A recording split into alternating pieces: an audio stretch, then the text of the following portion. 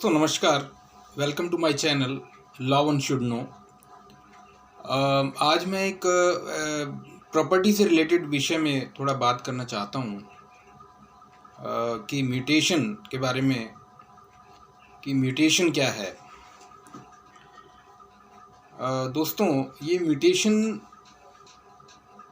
आप इसे एक वो प्रोसेस कह सकते हैं जिसमें कि कोई नया खरीदार जिसने नई प्रॉपर्टी खरीदी है या गिफ्ट में ली है या किसी और mode of way of transfer of property में उसने ये अर्जित की है, तो वो इसे अपने नाम में गवर्नमेंट रिकॉर्ड में जब कराता है तो उसे हम कहते हैं म्यूटेशन कराना।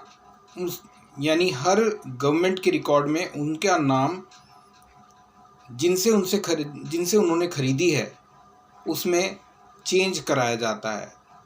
तो that process is called mutation. इस प्रोसेस को हम म्यूटेशन कहते हैं।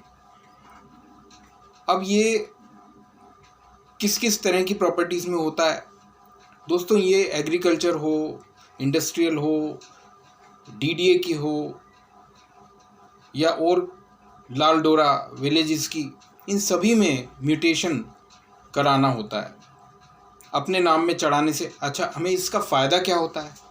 फ़ायदा ये होता है कि जब वो प्रॉपर्टी हम अपने नाम में करा लेते हैं तो उससे रिलेटेड टैक्स और उसकी जो ओनरशिप है वो कंप्लीट पूरे तरीके से हमारे नाम में हो जाती है। उसके बाद कोई और उस पर कोई धोखाधड़ी नहीं कर सकता।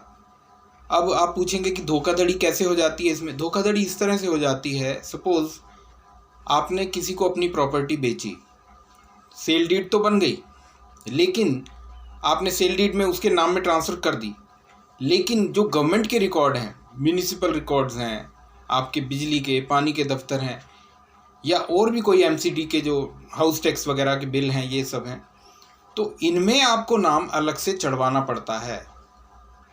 और जब तक आप वो नहीं करते हैं तो उसका डर ये रहता है कि जिस बंदे ने वो प्रॉपर्टी आपको बेची है वो उसे दूसरे को भी बेच सकता है, और दूसरा व्यक्ति उसे इसलिए ख़रीद लेगा कि जब वो देखेगा कि रजिस्ट्रार ऑफिस में नॉन एनकम्बरेंस सर्टिफिकेट या कोई भी इस तरह का जो जानकारी है उसे जब उसे रजिस्ट्रार ऑफिस में नहीं मिलेगी कि वो आपके नाम में चढ़ चुकी है, तो वो उसे ख़रीद लेगा, क्योंकि वो शो यही कर रहा होगा कि वो उसी व्यक्ति की है जो आपको बेच रहा है।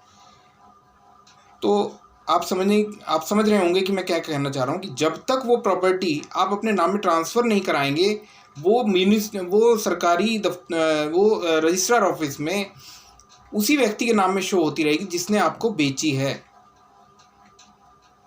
और इसका फ़ायदा वो ये उठा सकता है कि वो उसी प्रॉपर्टी को दूसरे को भी बेच सकता है, और दूसरा व्यक्ति जब रजिस्ट्रार ऑफिस में जाके चेक करेगा तो उसे उस दूसरे व्यक्ति का नाम ही नहीं दिखाई देगा। लेकिन अगर आपने अपना नाम, अपनी प्रॉपर्टी को म्यूटेशन करा लिया है, अपने नाम में चढ़वा लिया है म्यूनिसिपल रिकॉर्ड और हर जगह, तो फिर वो जब व्यक्ति अपनी जांच करेगा, जो बंदा चाहेगा कि ख़रीद ले दोबारा और वो बेचना भी चाहेगा, तो उसे पता चल जाएगा कि नहीं, ये प्रॉपर्टी तो उसके अब नाम से किसी और, यानी कि जैसे कि आपके नाम में ट्रांसफ़र हो गई है। तो इस तरह से आप एक बहुत बड़ी धोखाधड़ी से बच सकते हैं। तो म्यूटेशन किस किस प्रॉपर्टी का कराया जा सकता है?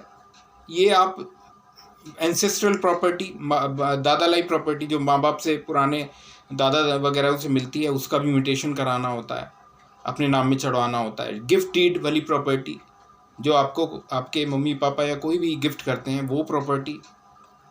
फिर सेल डीड, किसी से आपने सेल डीड करके प्रॉपर्टी परचेज़ की है, वो। तो इस तरह से, या वसीयत, विल के द्वारा कोई प्रॉपर्टी आपको मिली है, वो। ये सब को आपको अपने नाम में ट्रांसफ़र कराना होता है म्यूटेशन करा के।